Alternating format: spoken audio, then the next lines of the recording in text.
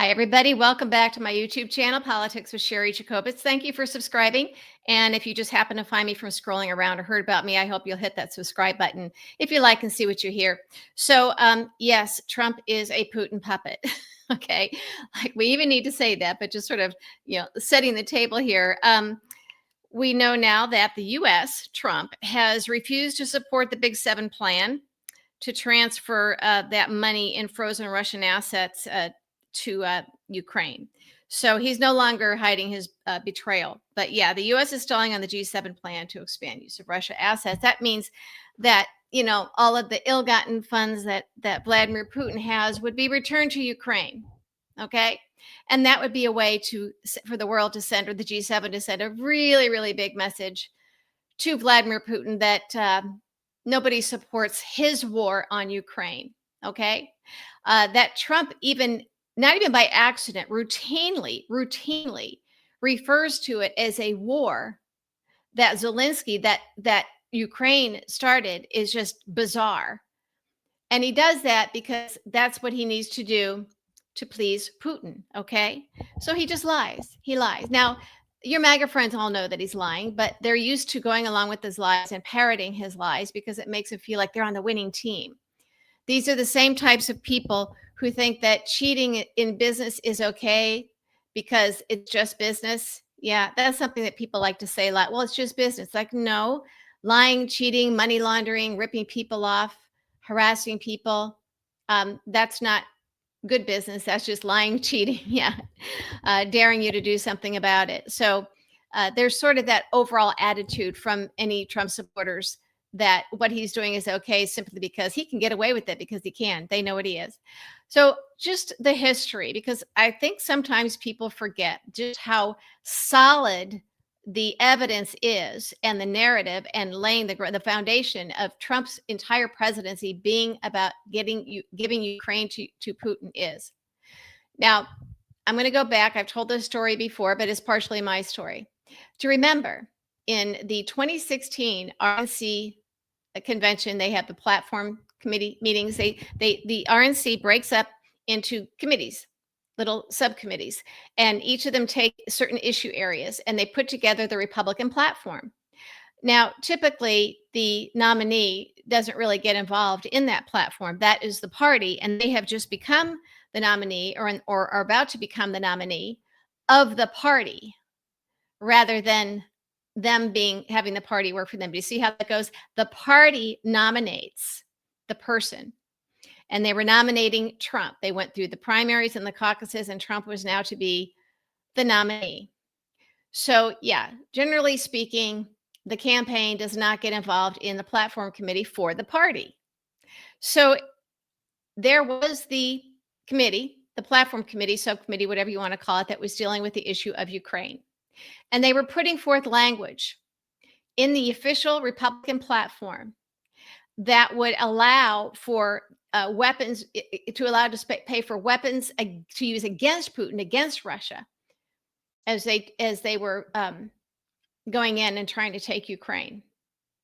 So that's when J.D. Gordon, who had worked for Jeff Sessions and that was on the Trump campaign, was in that platform committee meeting and stepped up and said no. They wanted softer language for Putin, for Russia. And then he was on the phone. He says, I'm on the phone with New York, meaning the headquarters, the campaign headquarters. And he said that this was the wishes of Trump. He later denied that and tried to walk back his statement. But there was a bit of a scuffle. There was an argument in terms of, why would the Republican Party be softening their language on their official platform to help Vladimir Putin in Russia? That's how far back this goes. And then we know that Paul Manafort, with the Trump campaign, met with Kilimnik, who is a Russian agent for Putin, at that 666 building that Jared Kushner owns. Yeah. And there's like a bar, restaurant way upstairs that a lot of Russians go to. Giuliani, apparently hung out there a lot. So they met there, and that's where Paul Manafort illegally gave Kilimnik, which is the same as giving it to Putin, internal campaign polling data, so they would know where they might need help on election night. So by this time, we're getting close to the end of the campaign. On election night, on election day, there's always this media consortium. And this media consortium does secret exit polling. And they do the exit polling throughout the day. And generally speaking, they know in the evening who's won. That's just kind of a typical thing that happens. At 5 o'clock, they release the secret polling data. It's still secret, but to the members of the media that are part of the consortium, it is still secret. They cannot report this because polls are still open. Okay? But they know. At 5:01, somebody by the name of Chris Vlasto, who worked for ABC News, who was friends with Dave Bossy, who was deputy campaign manager for Trump. Remember, Mr. Citizens United? Yeah. He Chris Vlasto calls Bossy and says, "You guys lost, and here's where." And so they have the numbers. They knew that Wisconsin, Pennsylvania, and Michigan, the battleground states that they needed to win, they were losing. So at that point, they tell Trump. Trump even apparently looked over to Melania and said, "We lost." Clearly, then Manafort, Reince Priebus was there. Manafort clearly got those numbers. And I mean, come on, folks, you know those numbers then got to Putin and whoever was working for Putin. We didn't know at this time that Manafort had illegally given the internal campaign polling data sometime before that to Kalimnik to give to Putin. So they already knew maybe where to be set up for election night. And then, but this, now they knew, and over the course of the next few hours, 77,000 votes perfectly distributed among those three battleground states, but not enough to trigger an automatic recount. Just, I mean, like a 1 in a million chance that this could happen. Put Trump over the top and got him the Electoral College win. This happened over the course of a few hours on election night 2016. And Chris Vlasto wanted to be the White House communications director, but yeah, that didn't happen for him. He was exposed for what he did, and he got a slap on the wrist at ABC. Was not fired, but then he got promoted. So they had MAGA on the inside cheating for them. The only reason Putin was cheating for Trump was for Ukraine. Trump's only job was to deliver Ukraine. Ukraine, Ukraine, Ukraine. Everything was about Ukraine. And when I wrote about what J.D. Gordon did, Trump's guy, in that platform committee meeting about Ukraine, because it was still public knowledge, but I wrote about it for USA Today, they came after me hard, tried to get me fired. They failed that time, but they worked on it, eventually got their way. That's how desperate they were. There is nothing more important. It is the only reason Trump is in the White House, because Putin cheated for him because of Ukraine. And as I've laid out before, when Zelensky had that drone attack that cost less than a Tesla, that beautiful drone attack that we've talked about many times, that humiliated Putin. And that was something that Trump, because America's an ally of Ukraine, would have known about and would have been able to tell Putin about in advance. But everybody knows that Trump is a traitor. So if somebody in our IC and our intelligence community knew and didn't tell Trump, it's because they knew he was a traitor. And this meant that, well, first of all, Putin's attack planes were decimated. He was humiliated, and Trump had outlived his usefulness. And right after that, Putin ally Elon Musk picks a fight with Trump and then says he's in the Epstein files.